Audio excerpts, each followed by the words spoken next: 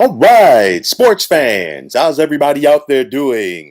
William Martin coming at you one more time here on YouTube with another edition of the 300 Pounds of Sports Knowledge Podcast.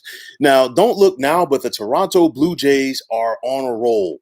Following yesterday's home victory of the Tampa Bay Rays, the Blue Jays have now won 16 out of their last 19 contests, which includes taking that series from the first place Rays. Now, you look at what Vlad Guerrero Jr. most notably has done this month. He has a 339 batting average along with 6 home runs. And this guy is a legit threat to win the Triple Crown. He came into play today, leading the American League in both batting average and home runs, while he's right there, a couple of places back for the runs batted in lead rather in the junior circuit. Overall, the Blue Jays have been a slugging club. Their 232 home runs are by far the most in the American League. And it's not just Vlad Jr. You look at Marcus Semien with what he's been able to do, Bo Bichette and Teoscar Hernandez as well. The pitching that Toronto has been getting, they acquired Steven Matz in a trade from the New York Mets. He's been a quality lefty for them. Hyun-Jin Ryu has given him quality innings, but then the addition of Jose Berrios in that trade with the Minnesota Twins, and he's given them another arm. And that's one thing that we know when it comes to getting to October and potentially playing October baseball. You can never, and I repeat, never have enough quality arms in your rotation as well as in your bullpen.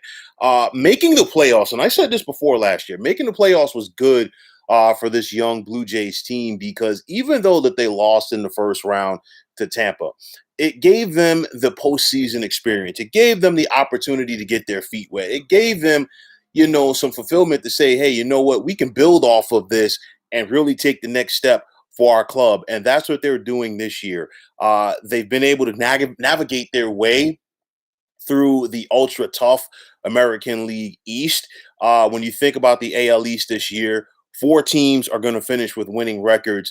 3 of them most likely are going to make the postseason, and the 4th one is going to miss the postseason, but not by that much. Tampa Bay obviously is going to win this division, but you look at it, Toronto is in a battle right now with both the Yankees and Red Sox for postseason positioning, but nonetheless, Toronto has found themselves right in the mix. I've said it before and I'll say it again. They have themselves a more than a puncher's chance. You look at the way that they're hitting, they've gotten hot right now. And hopefully for their sake, they haven't peaked too soon, because the last thing that you need to do if you're Toronto is take your foot off the pedal when you've got both the Yankees and Red Sox right there. You look at it, Toronto's taking care of their business in recent games. We just talked about the series with Tampa Bay, that epic series where they took 3 out of 4 over this past weekend in Baltimore versus the Orioles. We saw their comeback in the second half of that doubleheader on Saturday. Then we saw them hang 22 runs up on Baltimore that Sunday. We saw them sweep a 4-game set on the road against the New York Yankees. We saw them make multiple comebacks against the Oakland A's, another team that is in contention. Now, they definitely cannot take their foot off of the throttle. You look at this weekend for Toronto, they host the Minnesota Twins in 3 key games. The Twins are completely out of it. Next Monday, they begin a 3-game set in Tampa versus the same Rays as they took a series against this week. And Tampa is not going to be an easy out, as they are closing in on winning the AL East. They're on the road for Minnesota next weekend. Then a very pivotal series, a 3-game set at the end of September at home versus the New York Yankees. And that is going to have huge playoff implications, because both of those teams are going to leave it all out there. And then Toronto finishes up at home versus Baltimore. And it's not an aberration that you could say, well, okay, they could just mail in the last 3 games and get to the postseason. Absolutely not. I tell people, some people agree with me, some people don't, but I'm like, at this time of the year, you got to throw out the records, because when you look at these teams that are out of contention, you got a lot of guys on that team. They're young guys that are trying to make a name for themselves, or they're veterans who, are going out there and, they're trying to showcase themselves for a potential spring training invite for the next season. So you got some hungry guys out there. So with that said, Toronto's got to go out there and take care of their business. Yes, on paper, like I said before, out of themselves, the Yankees and Red Sox, they have the easiest schedule, but we've seen teams before have easy schedules come down the stretch and not be able to get it done. So it's going to be interesting to see if the Jays can keep this momentum going.